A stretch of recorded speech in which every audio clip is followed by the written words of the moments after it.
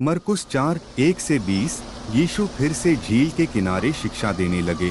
उनके चारों ओर इतनी बड़ी भीड़ इकट्ठी हो गई कि वे एक नाव में बैठकर झील में चले गए, जबकि लोग किनारे पर खड़े थे। उन्होंने उन्हें दृष्टांतों के माध्यम से बहुत सी बातें सिखाईं। अपनी शिक्षा में उन्होंने कहा, सुनो, एक बीज बोने वाला खेत में बीज बोने गया।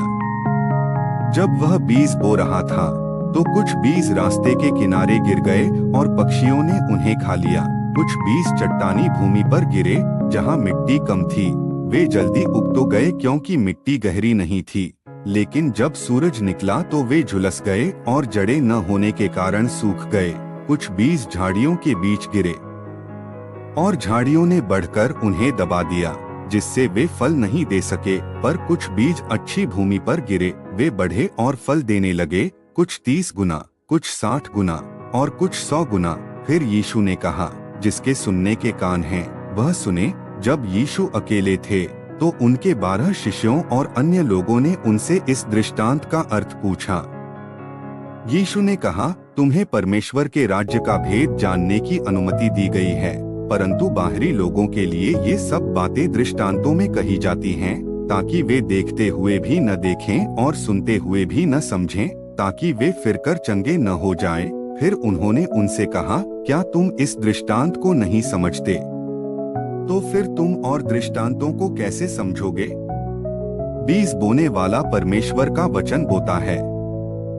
कुछ लोग वे हैं जिनके पास वचन रास्ते के किनारे बोया जाता है। जब वे सुनते हैं तो शैतान तुरंत आकर उनके हृदय में बोए गए वचन को छीन लेता है। कुछ लोग वे हैं जो चट्टानी भूमि की तरह हैं। जब वे वचन सुनते हैं तो तुरंत आनंद के साथ उसे ग्रहण कर लेते हैं, परंतु उनकी जड़ गहरी नहीं होती। वे थोड़े समय तक टिकते हैं।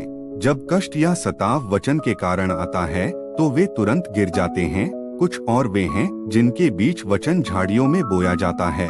ये वे लोग हैं जो वचन सुनते हैं, परंतु इस संसार की चिंताएं, धन का धोखा और अन्य इच्छाएं उनके मन में प्रवेश कर वचन को दबा देती हैं, जिससे वह निष्फल हो जाता है। लेकिन कुछ लोग वे हैं जिनमें वचन अच्छी भूमि में बोया जाता है।